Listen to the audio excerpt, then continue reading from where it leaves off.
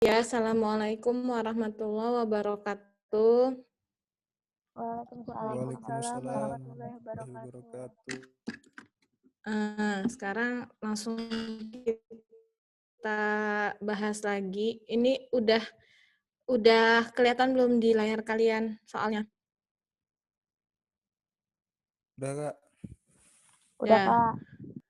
kalau udah kita langsung lanjut ya. Kemarin terakhir kan kita sampai nomor 30 kalau nggak salah.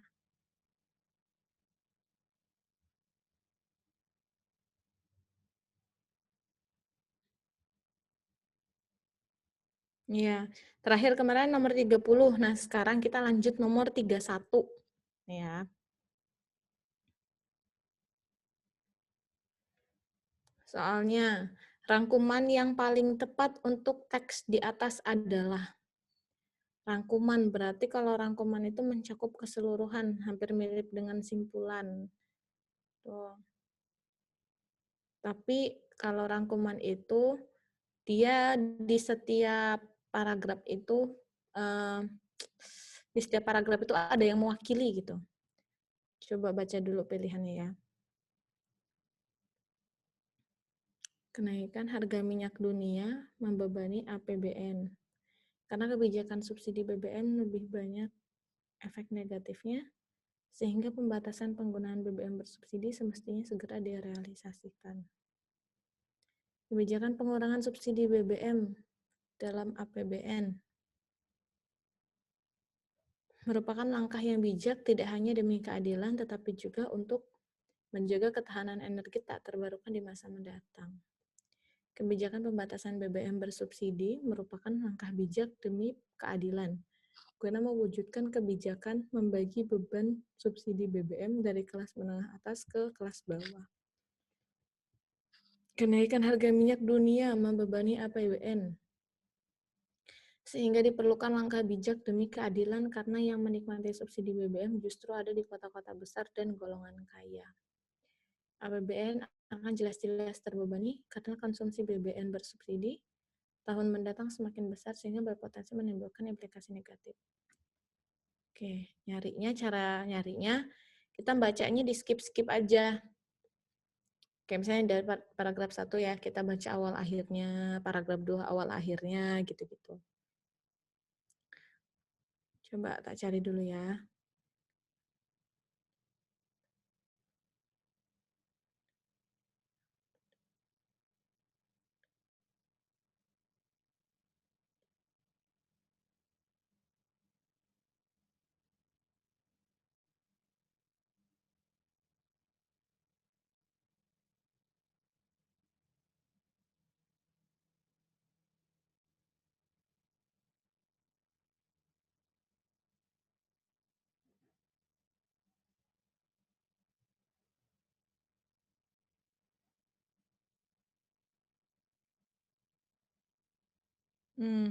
Jadi di di dalam teks itu tuh menyebutkan bahwa eh,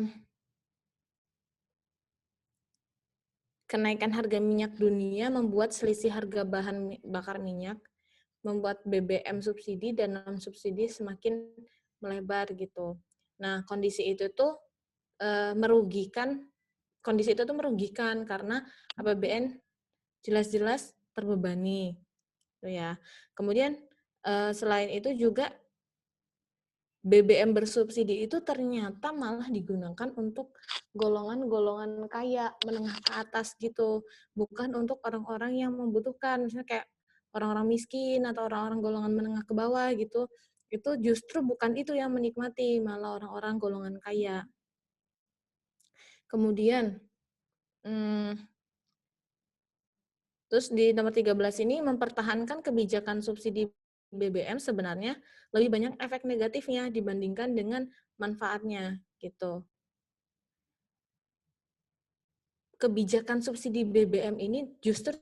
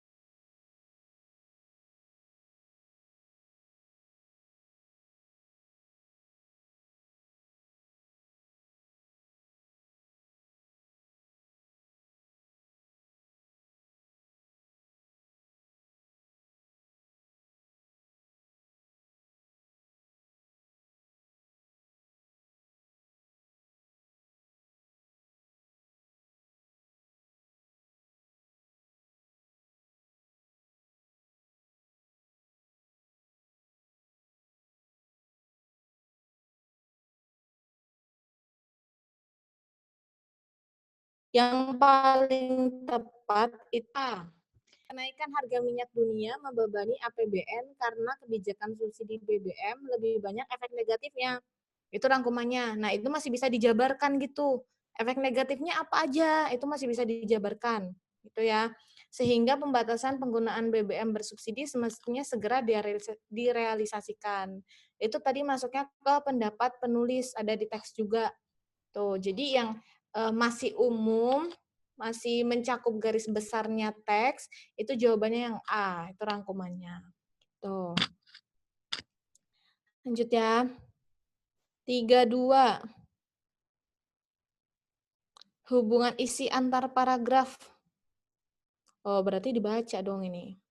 Paragraf kedua menjadi penyebab paragraf ke-1.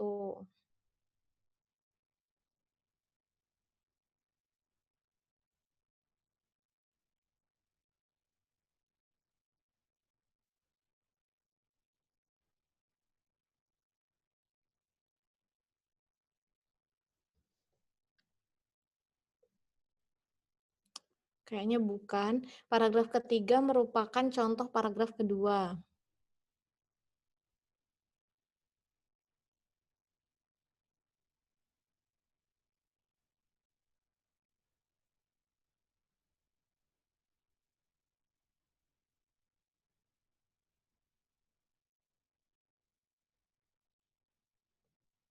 Coba yang C, paragraf ketiga menjadi pembanding paragraf kedua.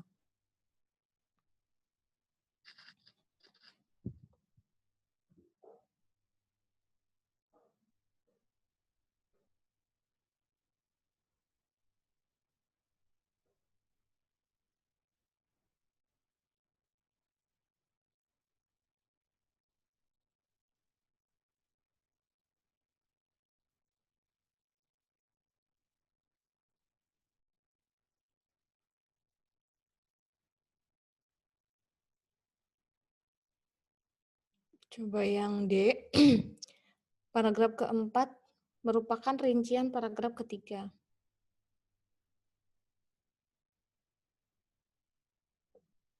Kayaknya bukan. Paragraf kedua menjadi akibat paragraf ke-1.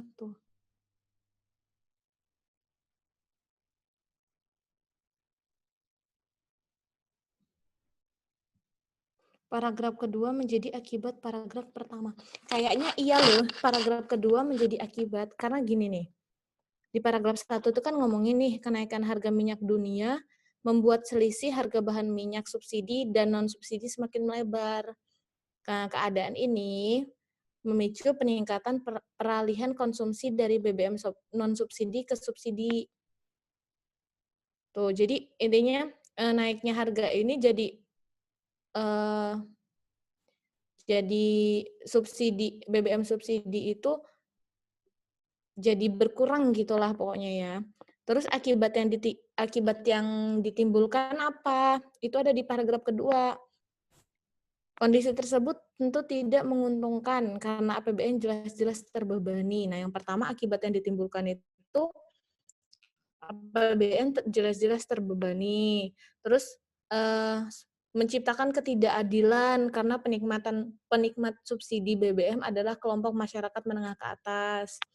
Terus ngomongin lagi tuh, anggaran belanja untuk sektor lainnya menjadi berkurang. Tuh, jadi di paragraf kedua ini ada akibat-akibat yang ditimbulkan dari paragraf pertama gitu.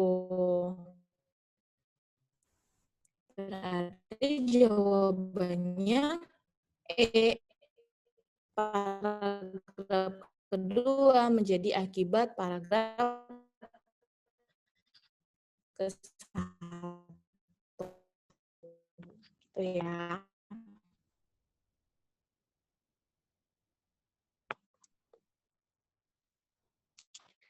Lanjut. Gagasan utama paragraf keempat. Gagasan utama gampang aja baca awal akhirnya. Jenis laba-laba hitam memiliki wajah berwarna hitam. Variasi wajah tersebut menunjukkan pola adaptasi dan evolusi primata tersebut.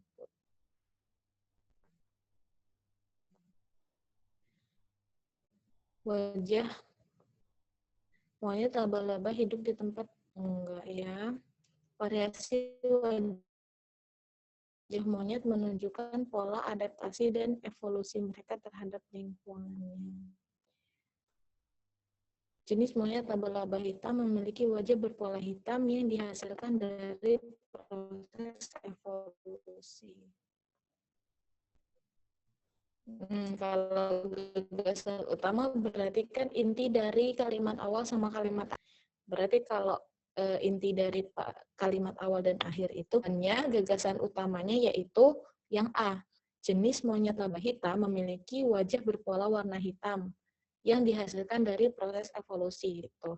Kalau yang E, si wajah monyet menunjukkan pola adaptasi gitu. Jadi itu tuh kalau yang E secara umum gitu. Sedangkan ini kan yang ditanya paragraf keempat. Kalau paragraf keempat itu lebih spesifik, itu monyet laba-laba hitam gitu. Berarti jawabannya yang A.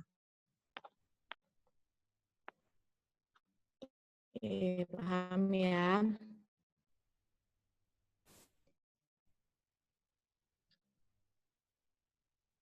Lanjut.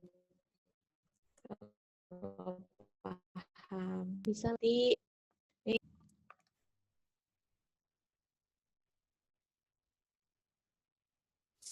simpulan. Sama kayak tadi caranya.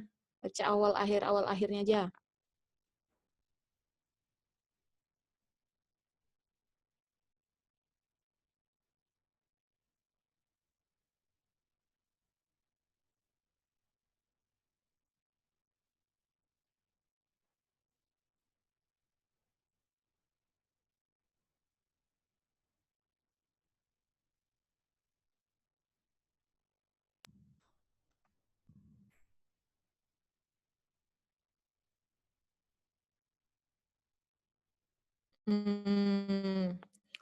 Jadi di di teks ini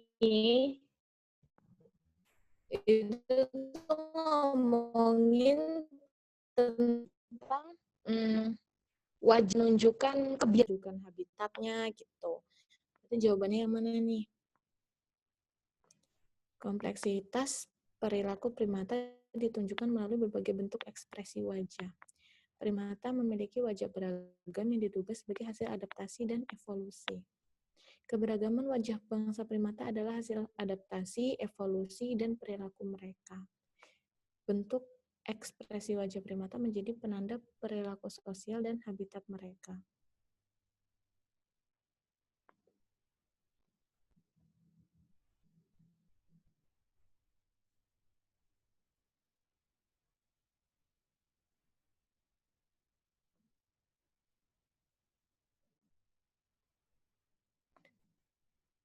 Keragaman wajah berarti keragaman wajah tersimpan. Keragaman wajah primata adalah hasil adaptasi, evolusi, dan perilaku mereka. Yang C berarti. Jadi di sini kalau wajahnya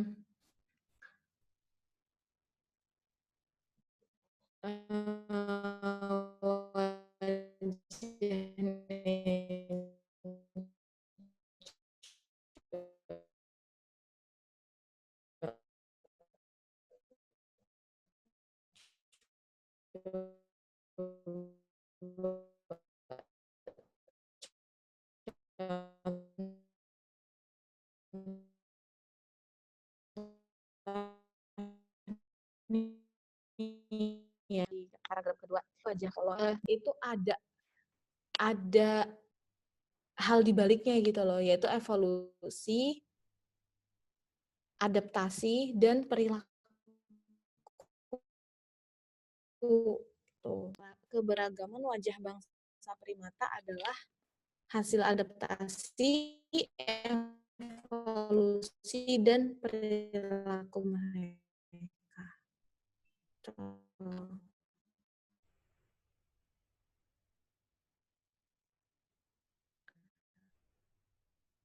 Tiga, lima.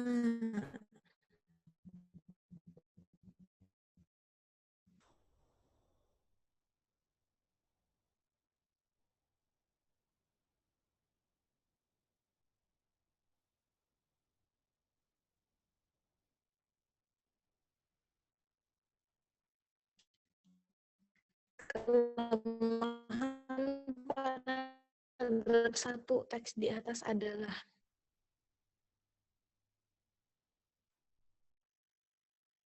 kelemahannya.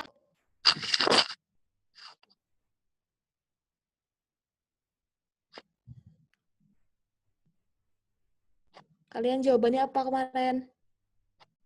Apakah gagasan utamanya terletak di tengah?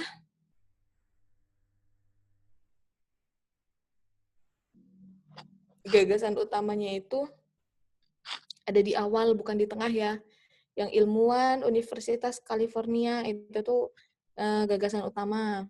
Kemudian yang B, kalimat penjelas tidak relevan. Penjelasnya relevan sih. Tetap tadi kan gagasan utama ngomongin primata memiliki wajah yang beragam. Terus ke bawah-bawahnya juga masih ngomongin tentang wajah primata kan. Jenis-jenis wajah primata, terus polanya, ekspresinya gimana itu masih relevan. Paragraf mengandung kalimat sumbang. Coba, ada nggak kalimat sumbang di paragraf pertama? Cari coba.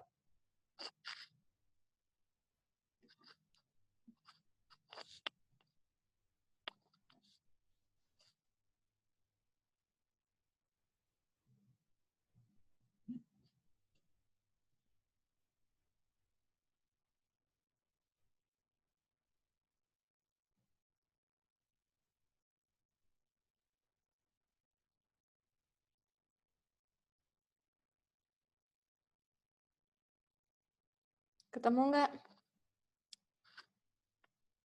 Coba nih. Kalimat pertama kan ngomongin ini nih. Ilmuwan Amerika Serikat memiliki hasil penelitian yang unik tentang bangsa primata, yaitu primata memiliki wajah yang beragam.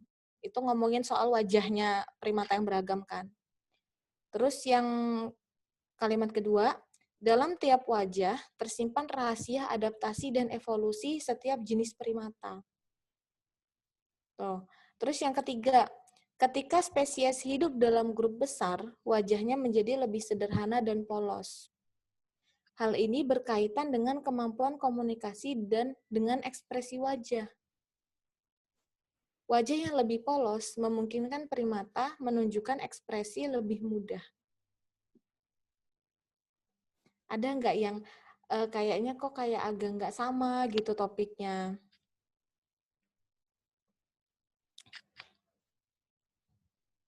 Kalau menurut Mbak ya, kalimat kedua itu kurang padu gitu sama kalimat yang lain. Dalam tiap wajah tersimpan rahasia adaptasi dan evolusi setiap jenis primata. Tadi kita kan nggak ngomongin tentang rahasia adaptasi dan evolusi kan, kita tuh cuma ngomongin tentang wajahnya primata, terus ekspresi wajahnya primata gitu. Kita cuma ngomongin itu aja gitu di paragraf pertama. Kita nggak ngomongin rahasia adaptasi dan evolusi setiap jenis primata gitu. Jadi bisa dikatakan kalimat kedua ini nih sumbang atau tidak padu di paragraf pertama. Tuh. Terus jumlah kalimat penjelas kurang. Udah berapa kalimat penjelasnya? 1, 2, 3, 4. Cukup ya, karena minimal dalam satu paragraf itu minimal ada 4 kalimat. Tuh. Jadi di sini kalimat penjelasnya udah ada 4, jadi cukup. Gagasan utamanya lebih dari satu. Enggak, gagasan utamanya ada di awal aja tadi. Berarti kelemahan paragraf 1 itu tadi ada kalimat sumbang, yang C. Paragraf mengandung kalimat sumbang jawabannya. Tuh. Lanjut ya. 36.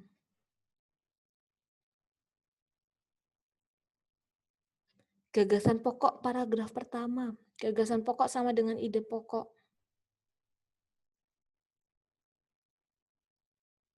Paragraf pertama ini yang mana? Sampai mana? 1, 2, 3, 4, 5. Kayaknya paragraf pertama itu sampai kalimat ketiga ya.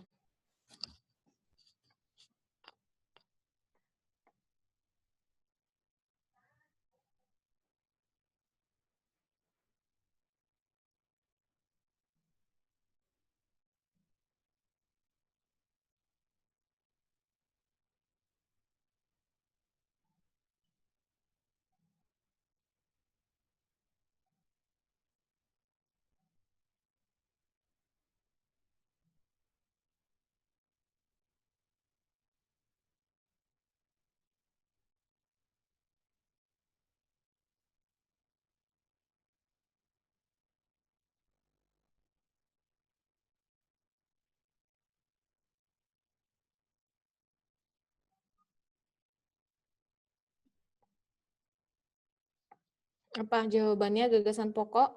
Ini ngomongin soal apa sih? Kalimat 1 sampai kalimat 3 itu ngomongin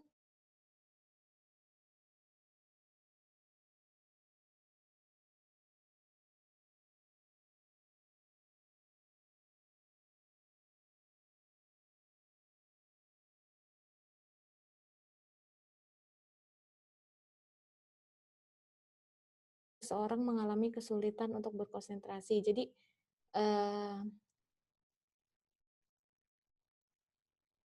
akibat-akibat gitu ya yang ditimbulkan oleh gangguan kesulitan belajar.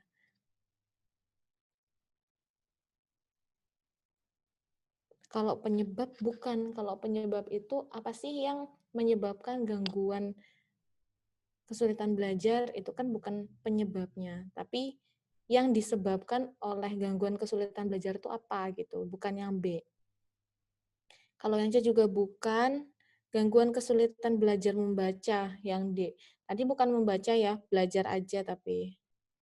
Kesulitan untuk membaca merupakan gangguan belajar. Yang E juga kayaknya nggak masuk sih.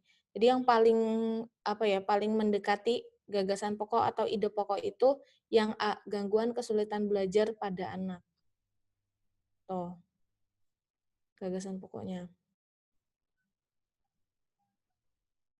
Pertanyaan yang jawabannya terdapat dalam paragraf kedua. Paragraf kedua berarti dari 4 sampai 6.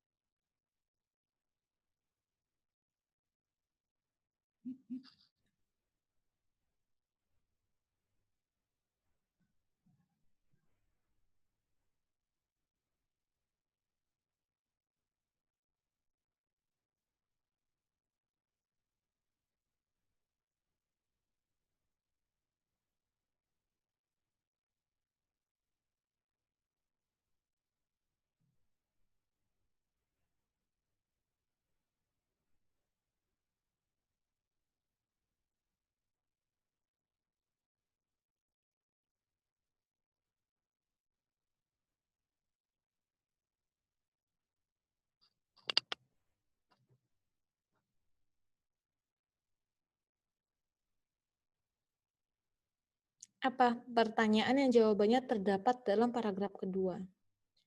Kalau yang A, mengapa gangguan kesulitan belajar dapat terjadi?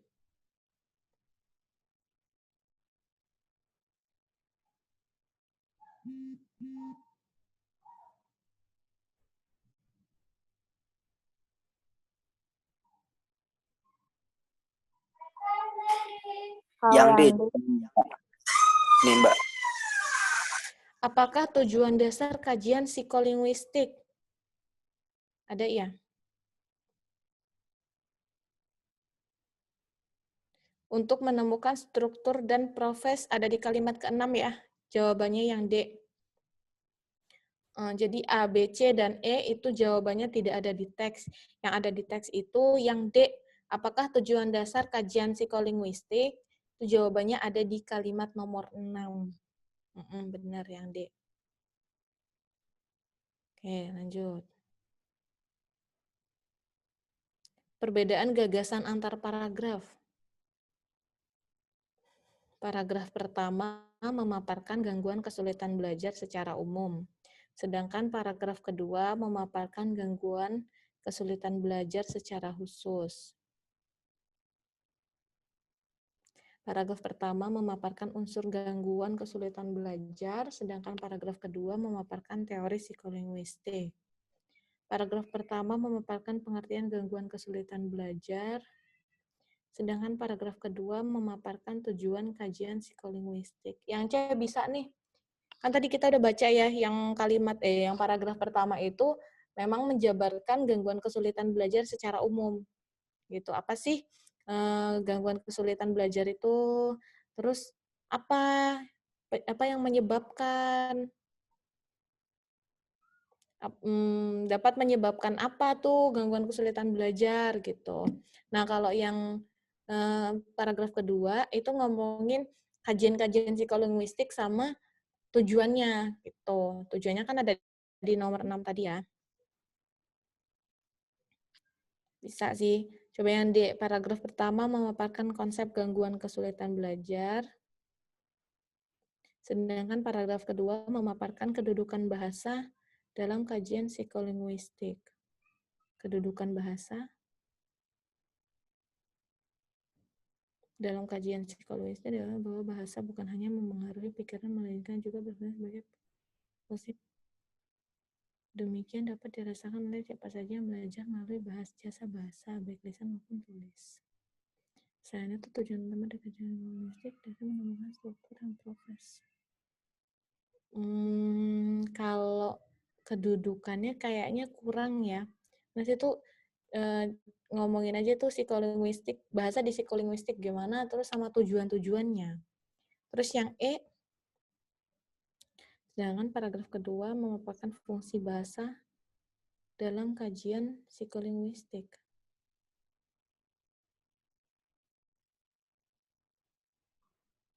Fungsi bahasa dapat dirasakan oleh siapa saja yang belajar melalui jasa bahasa, baik lisan maupun tulis. Selain itu, tujuan utama dari kajian psikolinguistik berarti yang mana? Kalian jawabannya apa kemarin?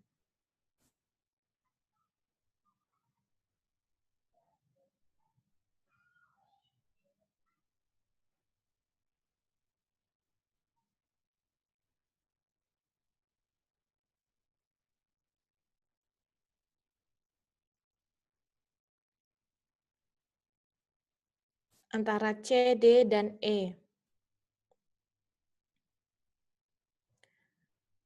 Kalau yang D ya, paragraf pertama memaparkan konsep gangguan kesulitan belajar, ya benar. Sedangkan paragraf kedua memaparkan kedudukan bahasa dalam kajian psikolinguistik. Kedudukan bahasa. Kalau kedudukan bahasa tuh kayaknya pentingnya berbahasa menurut kajian psikolinguistik kayak gitu ya.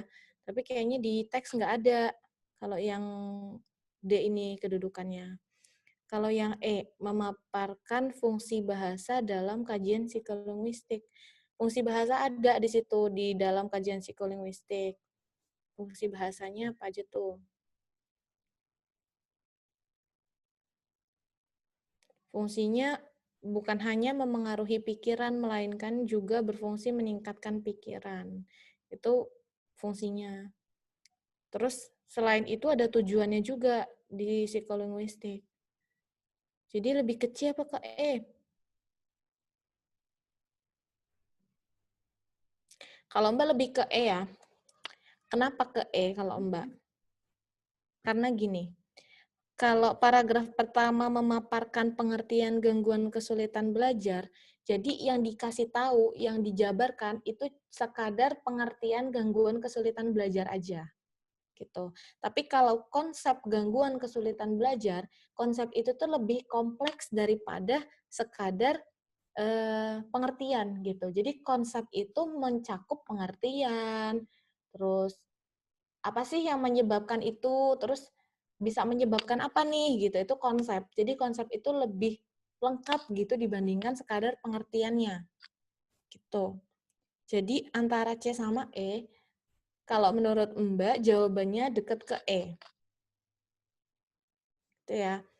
Coba nanti sambil Mbak cek ya di kunci jawabannya. Untuk sementara ini jawabannya E ya.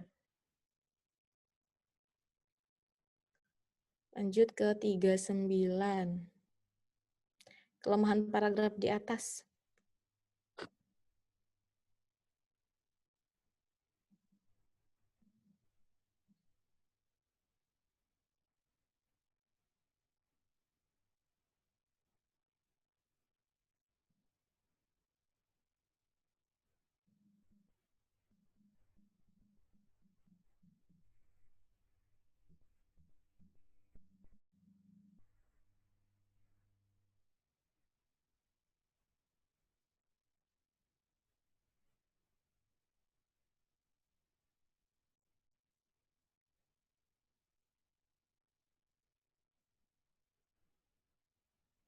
Kalau yang A, tidak ada hubungan antara gangguan kesulitan belajar dengan tujuan kajian psikolinguistik.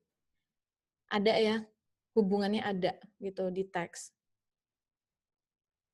Kalau psikolinguistik ini lebih ke kajian bahasa secara apa ya?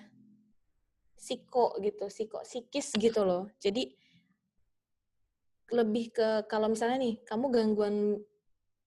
kamu ada gangguan belajar nih, itu bisa jadi karena dari dalam diri kamu sendiri atau dari kesehatan kamu gitu. Nah, itu psikolinguistik gitu loh. Jadi ada lah pasti hubungannya gitu, kesulitan belajar itu. Bisa jadi karena memang orangnya males, bisa jadi karena dia sakit, sakit, sakit fisiknya gitu. Kalau yang B, akibat dari gangguan kesulitan belajar di kalimat 3, tidak dijelaskan secara rinci pada bagian berikutnya. Dijelaskan nggak secara rinci?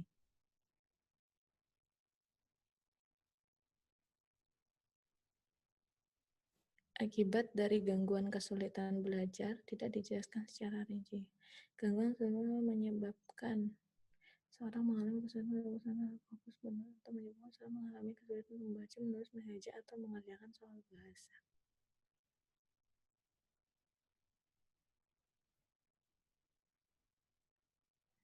Bisa jadi sih nih, karena di kalimat ketiga itu cuma ngasih tahu aja ya. Cuma ngasih tahu aja nih, gangguan kesulitan belajar menyebabkan seseorang ini. Terus akibat yang ditimbulkan dari itu tuh apa gitu tuh. Kayak nggak dijelasin gitu kan, cuma dikasih tahu aja.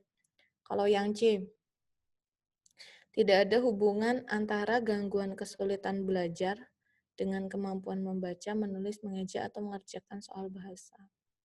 Ada ya hubungannya ya. Tidak ada hubungan antara gangguan kesulitan. Oh, entar dulu. Tidak ada hubungan antara gangguan kesulitan belajar dengan kemampuan membaca, menulis, mengeja, atau mengerjakan soal bahasa. Oh ya ada, di kalimat nomor 3 tuh ada tuh hubungannya dikasih tahu. Yang D, tujuan dasar psikolinguistik bukanlah untuk menemukan kemampuan berkomunikasi manusia.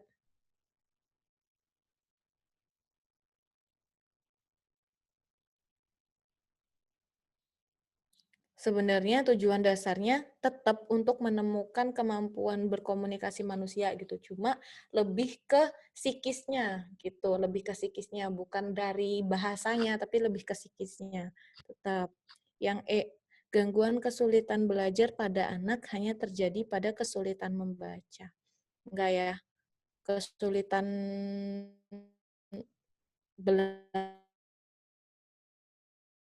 belajarnya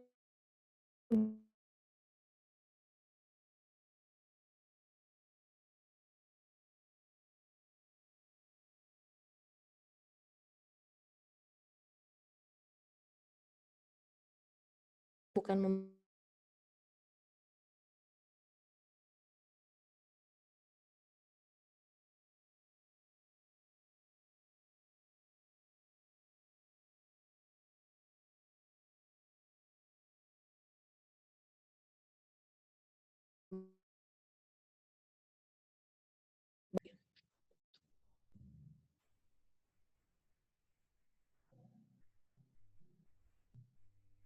pengertian gangguan kesulitan belajar dibahas.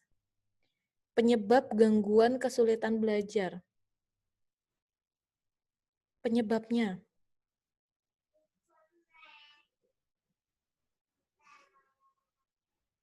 Penyebabnya nggak ada. Penyebabnya nggak ada ya. Tapi kalau Iya, akibatnya dikasih tahu kan. iya dikasih tahu nggak? Cara mengatasi gangguan kesulitan belajar.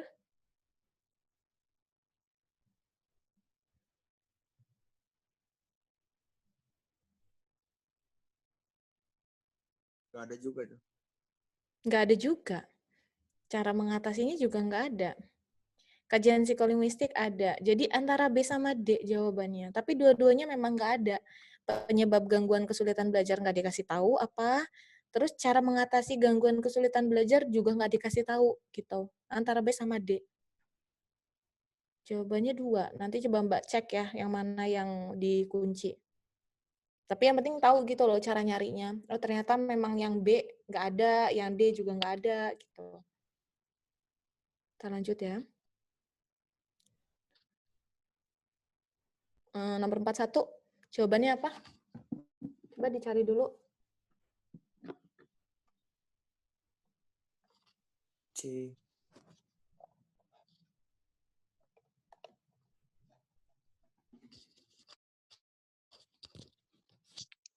Menjadi baku.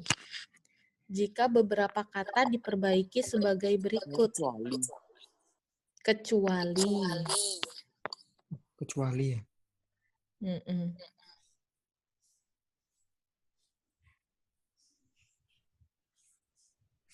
A. Mengganti kata sekadar dengan sekedar.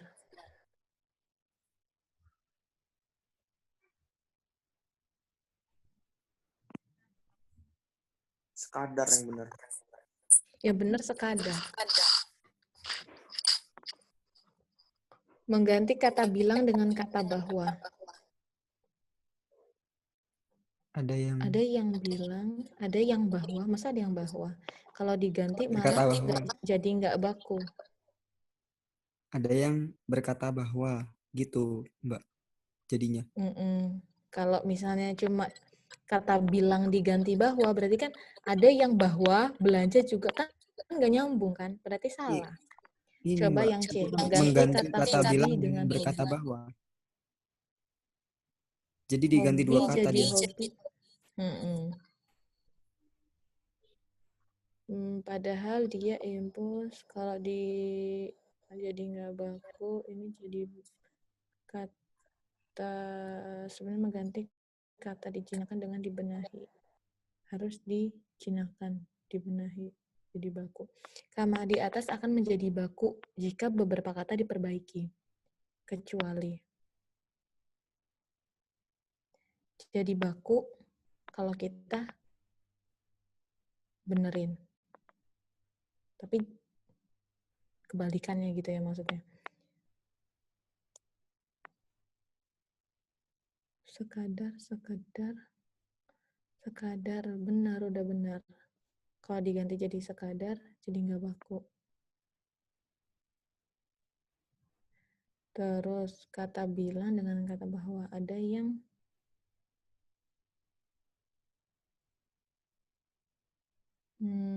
bahwa, ada yang bilang, ada yang bahwa. Enggak, mengganti kata hobi dengan hobi. Padahal dia sebenarnya menghilangkan kata sebenarnya. Padahal dia enggak. Atau dijinakan dengan dibenahi. Dan beberapa hal itu harus dijinakan. Enggak. Jawabannya yang mana? Kalian paham nggak sama sama soalnya? Gimana coba jelasin coba maksudnya gimana?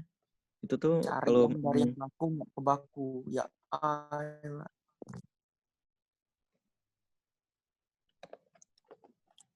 Bukannya yang Akan kecualinya menjadi baku. kalau saya, Mbak. Nih, kalau kita benerin dia jadi baku. Tapi kecuali gitu. Kecuali itu berarti gimana maksudnya?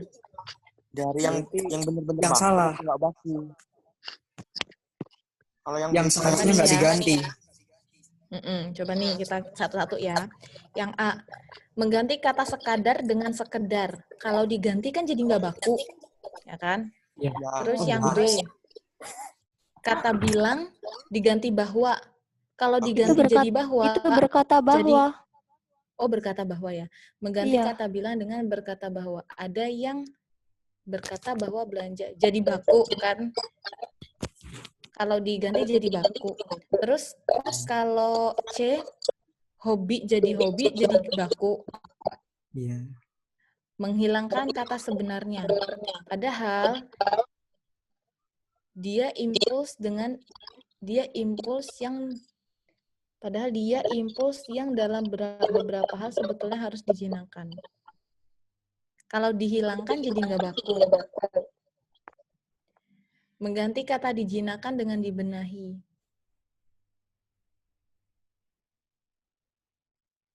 jadi baku. Berarti gimana sih, Mbak? Sebenarnya belum terlalu ngerti ini sama soalnya. Kalau yang salah gitu harusnya A, Mbak. Yang Kan dia salah. nggak- A. kan kecuali berarti yang mengubah kalimat itu menjadi semakin tidak baku. Harusnya gitu kan? Jadi semakin tidak baku ya. Iya. Oh iya benar, jadi semakin tidak baku. Berarti yang A, Iya. ya nggak? Iya. Yang lain gimana nih? Setuju nggak? Tadi ngomongin itu loh yang A loh. Bingung di situ. Apa soalnya Mbak juga agak blunder nih. Sama. Kalau yang A itu, kalau maksud soalnya itu kalau dibenerin malah tambah salah, kalau diganti malah tambah salah, ya berarti bisa yang A.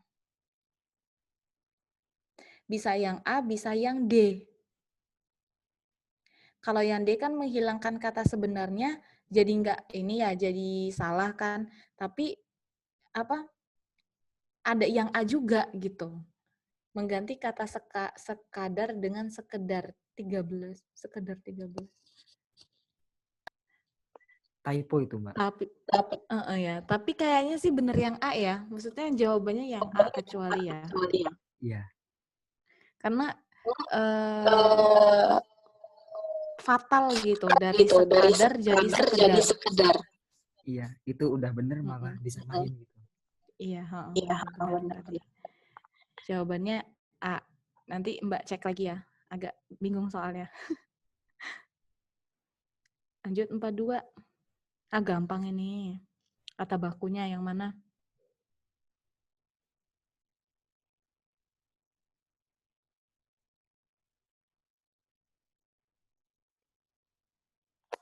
Kalau saya kemarin yang D. Kompleks. Kompleks itu ada S-nya enggak?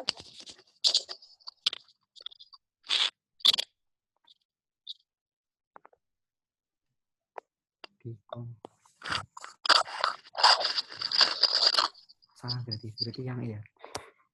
Kompleks itu ada S-nya. Oh, ada.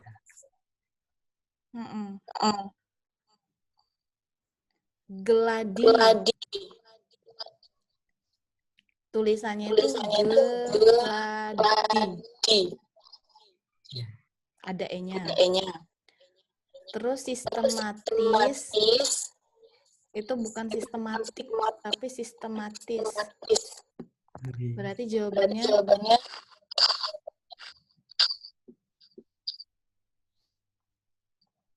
D. Kompleks, geladi, sistematis. Tuh ya. Jawabannya D. Nanti bolehlah dibuka ke KBBI lagi gitu. Kompleks itu yang benar kompleks atau kompleks gitu. Coba sih Mbak jadi kompleks, Kak. buka. Kompleks yang benar ya? Udah dibuka KBBI-nya? Udah. Ya. Nggak ada kompleks tuh, adanya kompleks. Ya berarti benar ya, kompleks.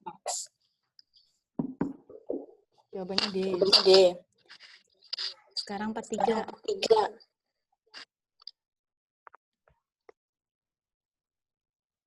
Maksud nggak sama soalnya?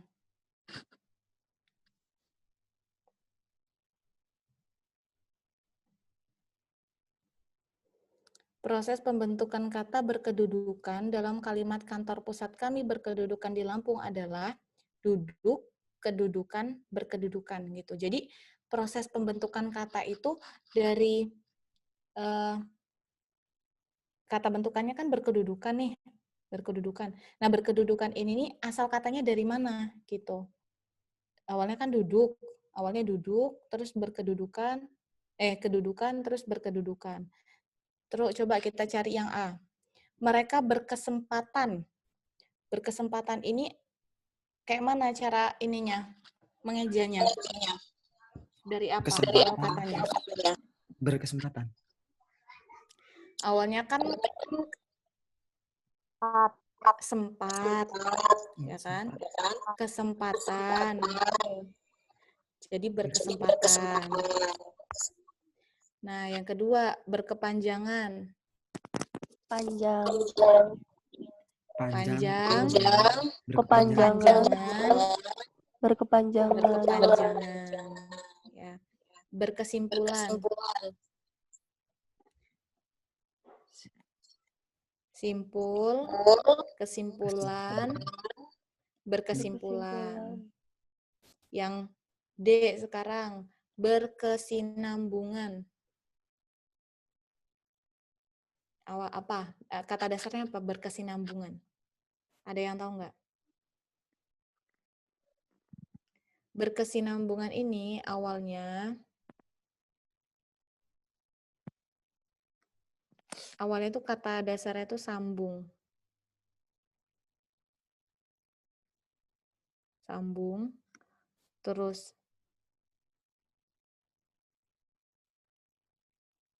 sinambung,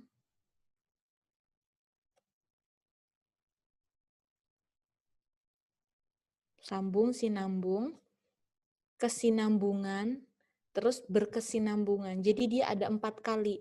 Pertama sambung, sinambung, terus kesinambungan, baru ditambah berkesinambungan. Dia ada 4 kali kalau berkesinambungan. Diingat-ingat ya. Kata dasarnya itu sambung. Sambung, sinambung, kesinambungan, berkesinambungan. Berarti ada 4 nih, 4 kali. Berkewajiban. Wajib, kewajiban, berkewajiban. Ada 3. Berarti dilihat nih. Proses yang sama terdapat pula pada bentukan kata, kecuali. Berarti yang nggak ada 3. Yang mana tadi? Yang D. Yang D. Karena yang lain pada 3 kan, sempat, kesempatan, berkesempatan, panjang, kepanjangan, berkepanjangan, simpul, kesimpulan, berkesimpulan, wajib, kewajiban, berkewajiban. Cuma yang D yang ada 4, sambung, sinambung, kesinambungan, berkesinambungan. Jadi jawabannya yang kecuali itu yang D. Gitu. 4. Yang termasuk kalimat yang baik dan benar. Yo, kalimat efektif.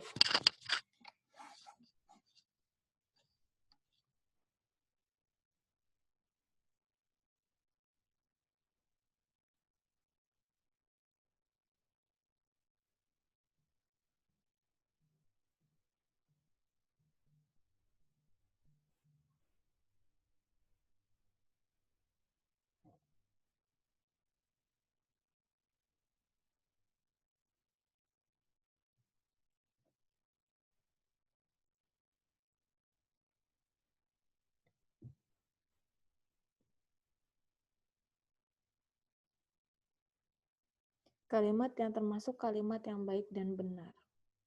Orang-orang yang menduduki lapisan atas,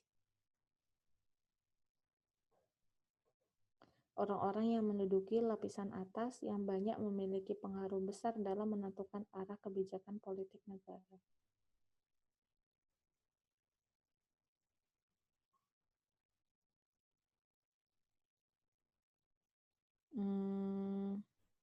Kerja pada tingkat praktik sosial menampakkan heterogenitas dan tersedia sistem klasifikasinya dalam terminologi setempat. Setelah persandingan konsep serta kategori berdasarkan perspektif keilmuan, penelitian ini menemukan suatu tipologi budaya kerja petani. Heterogenitas budaya kerja petani tak sepenuhnya dikarenakan pertimbangan-pertimbangan ekonomi sebagaimana yang diduga oleh sejumlah ahli. Pada tingkatan arus utama, memperlihatkan kecenderungan. Ini kayaknya SP-nya deh, subjek dan predikatnya.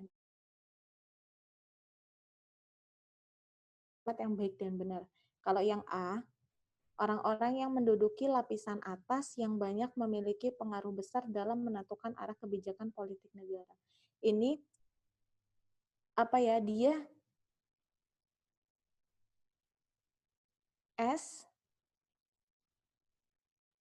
sama K, nggak ada predikatnya. Subjeknya itu dari orang-orang ini nih, dari orang-orang ini sampai sini.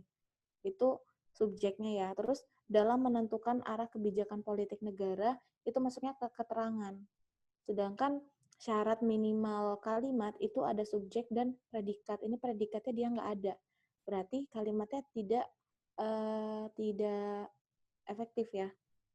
Terus yang B, kerja pada tingkat praktik sosial menampakkan heterogenitas dan tersedia sistem klasifikasinya dalam terminologi setempat.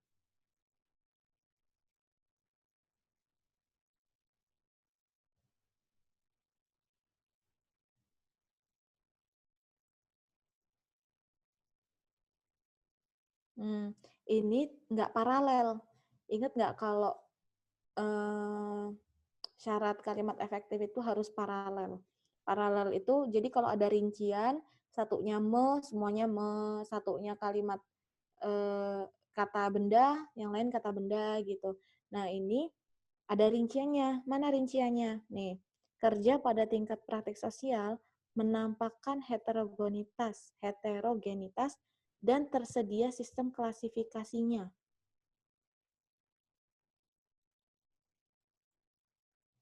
Harusnya gimana? Di sini menampakkan. Harusnya di sini menyediakan sistem klasifikasinya dalam terminologi setempat, gitu, bukan tersedia. Ini enggak enggak paralel. Tuh. Kemudian yang C. Setelah persandingan konsep serta kategori berdasarkan perspektif keilmuan, ini K. Ini keterangan ya. Setelah persandingan konsep keilmuan, ini K, keterangan masuknya. Penelitian ini berarti subjek, ya kan? Menemukan predikat suatu tipologi budaya kerja petani. Berarti objek. Berarti lengkap nih. Keterangan, subjek, predikat, dan objek. Itu. Kemudian yang D. Heterogenitas budaya kerja petani tak sepenuhnya dikarenakan pertimbangan ekonomi, sebagaimana yang diduga oleh sejumlah ahli.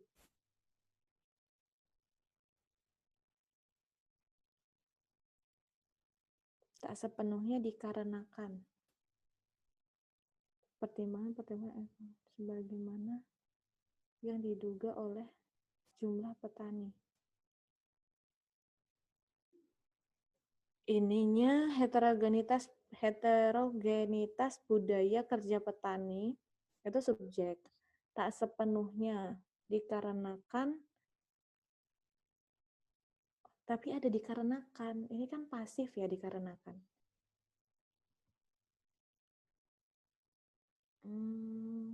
Agak rancu juga ini kalimatnya. Coba yang E. Pada tingkatan arus utama, memperlihatkan kecenderungan. Ini malah abis ini langsung memperlihatkan dia, langsung predikat. Dia nggak punya subjek. Subjeknya nggak ada. Tuh. Kalau yang D ini, Mbak masih agak rancu sama kata dikarenakannya di situ. Ada dikarenakan. Jadi kita mau membedah SPOK-nya gitu, membedah polanya agak susah. Karena ada dikarenakan di tengah-tengah. Tuh. Berarti kalau yang ditanya kalimat yang baik dan benar, itu yang polanya lengkap dan penempatannya rapih gitu ya, baik, penempatannya baik, itu yang C. Keterangan, subjek, predikat, dan objek. Yang C jawabannya. Tuh. Lanjut ya. 45. Ejaan yang benar, kecuali. Yuk, coba dicari.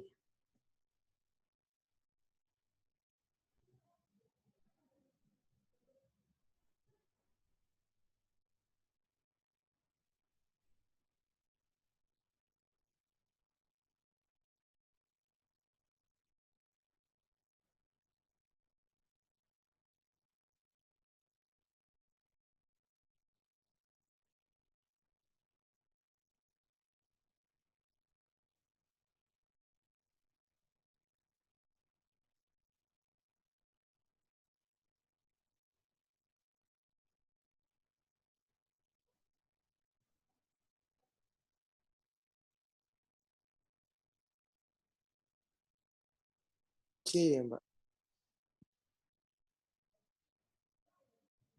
Ditulis dengan ejaan yang benar kecuali. Berarti yang salah ya. Kalau Yang yang A C. benar nggak? Yang A benar. A benar. Yang B benar juga ya. Cara menulisnya seperti itu. Yang C kenapa salah? Yang C itu habis daya pikir harusnya koma. Olahraga dapat mencegah Alzheimer, penyakit kemunduran daya pikir, dan daya ingat akibat kematian sel-sel saraf yang berlangsung secara cepat. Terus kalau yang D, jaringan tumor yang tumbuh meski hanya 1 atau 2 cm di bawah kulit langsung menempel ke otot-otot dada. Usaha penurunan berat badan yang paling aman adalah penurunan setengah hingga 1 kilogram. Kilogram tulisannya dipisah apa di ini? Gabung. Gabung. Gabung. Gabung. Kilogram per minggunya. Kalau yang C malah menurut Mbak benar loh, karena gini nih. Cara pemenggalannya ini gini. Olahraga dapat mencegah Alzheimer. Yaitu gitu loh maksudnya. Ya, Yaitu itunya nggak ada. penyakit kemunduran daya pikir dan daya ingat akibat kematian sel-sel saraf yang berlangsung secara cepat dan secara tepat. Itu jadi Ya, bukan merinci gitu loh. Yang ini nih bukan perincian gitu, tapi kayak menjabarkan apa itu Alzheimer. Kalau yang C. Gitu. Olahraga seharusnya dapat ada. mencegah Alzheimer. Ya itu, Apa? yakni. Ya kan seharusnya harus ada kata-kata ya itu, kalau nggak yakni. Kayak gini contohnya nih. Guru bahasa Indonesia, koma, Pak Farhan, koma, gitu loh. Jadi kayak ngasih tahu itu Pak Farhan itu guru bahasa Indonesia gitu. Jadi dia nggak perlu pakai kata ya itu atau yakni, cukup pakai koma itu bisa kayak gitu. Dosen bahasa Indonesia, koma, Pak Farhan. Tuh, jadi ngomongin dosen bahasa Indonesia namanya yaitu Pak Farhan gitu. Ini mirip kayak gitu. Olahraga dapat mencegah Alzheimer, koma, penyakit kemunduran daya pikir dan daya ingat akibat kematian sel-sel saraf. Jadi kayak seolah tuh kayak ngasih tahu gitu loh. Alzheimer itu adalah penyakit kemunduran daya pikir dan daya ingat. Tuh. Kalau yang E, kilogramnya harusnya disambung, nggak dipisah. Tuh. Gimana? Coba. Oke, gini aja ya. Jadi ada 2 ya kandidatnya. Nanti Mbak lihat lagi di pembahasannya, maksudnya yang C itu gimana. Tapi kalau menurut Mbak sih kayak gitu. Ini nih kayak seolah-olah kayak ngasih tahu gitu loh penyakit Alzheimer itu apa gitu, bukan untuk merinci komanya itu. Ya. Sekarang ada 2 lah kandidatnya, ada C sama yang E. Lanjut ke 46, pemakaian tanda koma yang salah.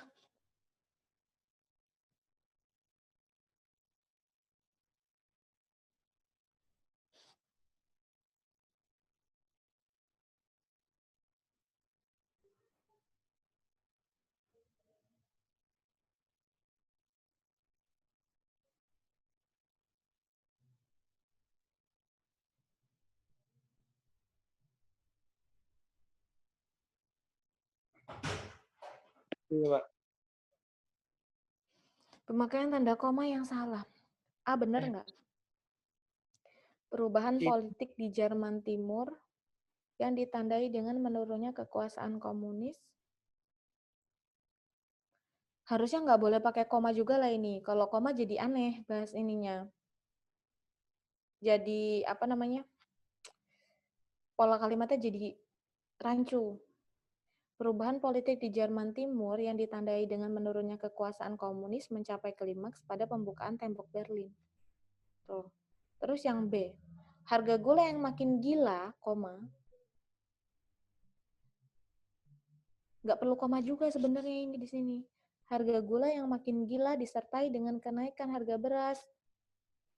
Tuh. Yang C, Namun, harusnya kan koma ya. Ya. Terlepas dari pro dan kontra yang mengemukakan, namun terlepas dari pro dan kontra yang mengemukakan apa nih, gantung juga. Dan seterus habis namun juga harusnya ada koma. Di atas meja, koma. Misalnya, koma juga harusnya. Di atas meja misalnya. Di atas meja, koma, misalnya, koma. Misalnya dapat diamati himpunan, dulu yang di atas meja, koma. Misalnya dapat diamati himpunan benda-benda jarum, pena, benang, kertas, garpu, buku, tinta, benda-benda lain. Benda-benda Habis koma misalnya harus koma nggak? harus, Mbak. Ya, harus pakai koma juga ini. Di atas meja misalnya. Gitu loh cara bacanya. Terus yang pasalnya harusnya koma juga ini. Pasalnya selama 10 tahun berkiprah di Indonesia, Jackson termasuk pemain sepak bola asing dengan prestasi yang paling bagus. Nah, salah semua dong.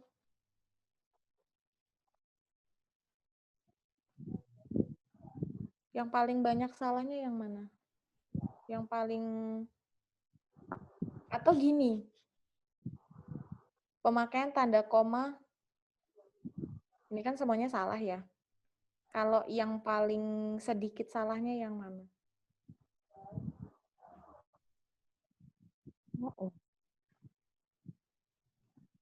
Pasalnya selama 10 tahun berkiprah di Indonesia.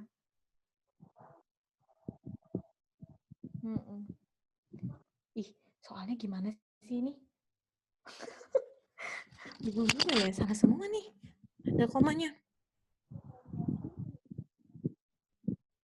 Yang A salah. Yang B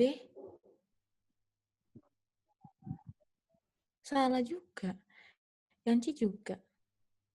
Oh, tanda baca gini nggak bisa toleransi sih kadang.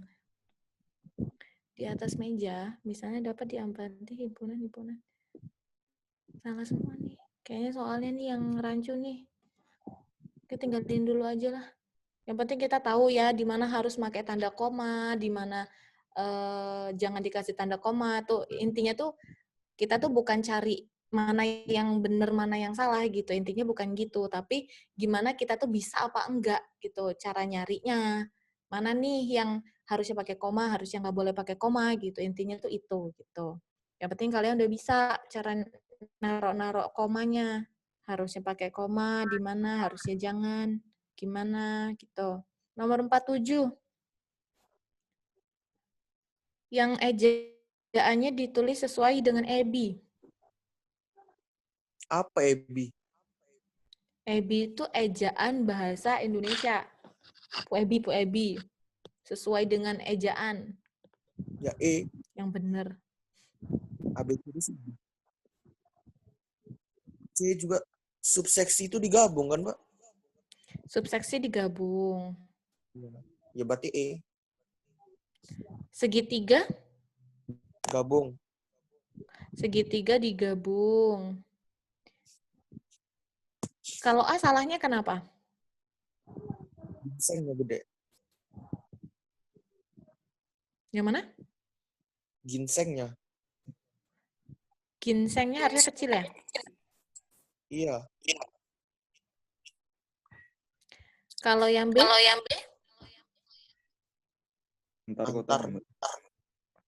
Antar kota ya, harusnya digabung ya. Iya. Alat pandang dengar itu diberi di alat pandang dengar. Di situ ada kata sambung. Kata sambung. Kalau stripnya pendek namanya kata tanda sambung, tanda sambung. Kalau ada tanda sambung maksudnya alat pandang dan dengar gitu. Ya, jadi yang sesuai dengan aturan EBI itu yang E jawabannya. Lanjut nomor 48. Tidak mematuhi aturan EBI. Yang mana?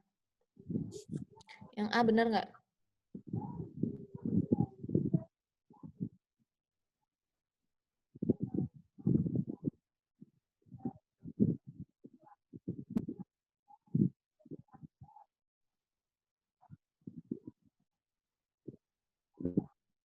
Yang A, itu penulisannya benar ya. Jadi, persoalan pertama yang harus ditangani Bupati adalah menyadarkan masyarakat, baik kaya maupun miskin, benar untuk pembangunan bangsa. Yang B juga benar, cara mengutipnya seperti itu. Yang C, Agarnya kecil. agarnya iya kecil karena dia masih lanjutan dari kalimat yang awal. Di situ kan nggak ada titik, ya kan? Iya, iya. C Hmm. berarti. Yang coba C. Sebelum sehingga boleh nggak dikasih koma? Enggak. Coba kita lihat dulu. Aduh.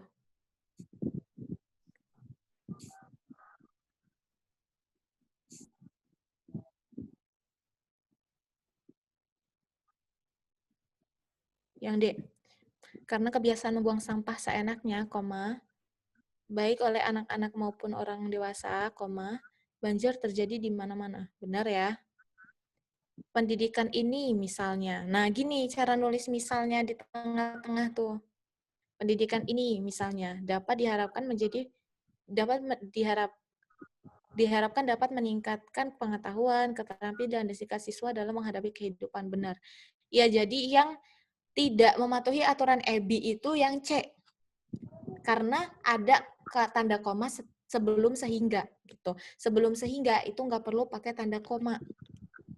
Itu ya. Oke, lanjut. 49.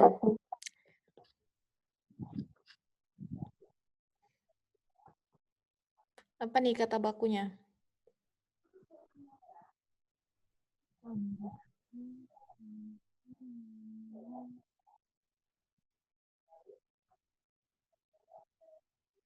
Aksesoris apa aksesori? Aksesori. Ada S-nya enggak? Enggak. Yang baku. Iya, yang baku tuh aksesori ya, nggak ada S-nya. Berarti antara B, C, dan E. Sarung tangan dan tas. Produk domestik ini cukup laris di pasaran lokal. Karena selain harganya jauh lebih murah daripada barang impor, kualitasnya juga mulai dapat diandalkan. Berarti yang mana? Aksesori pasaran diandalkan. Yang C. Yang C, ya. Mendunianya permainan golf. Jawabannya C. 50?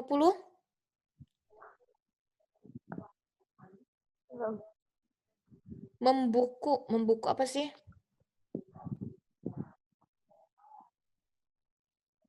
Aduklah terus ramuan itu supaya jangan membuku. Coba kita cari nih ya di KBBI membuku.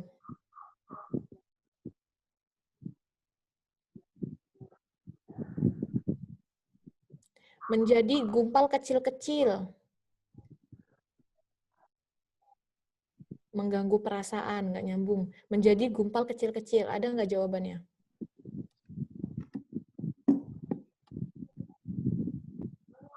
Aduklah terus ramuan itu supaya jangan membuku.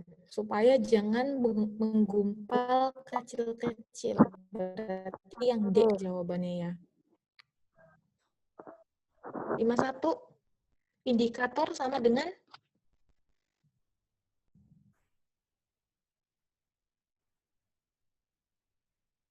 Tunjuk. indikator. Coba cari di KBBI lagi.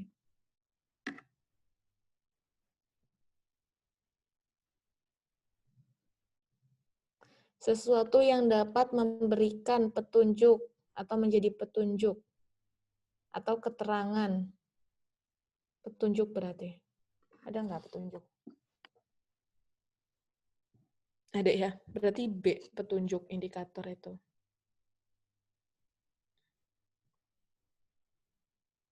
Terakhir nih 52, mitigasi.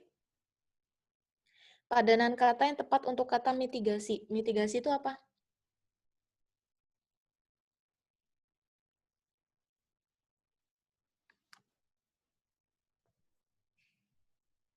Mitigasi. Menjadikan berkurang kekasaran atau kesuburan, tindak mengurangi dampak bencana. Mengurangi dampak bencana. Pengurangan berarti ya. Pengurangan ada yang E. Jawabannya nomor 52 yang E. Udah selesai. Alhamdulillah. Ada yang mau ditanyakan nggak?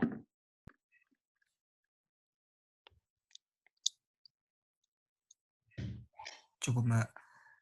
Cukup ya. Kalau nggak ada yang mau ditanyakan,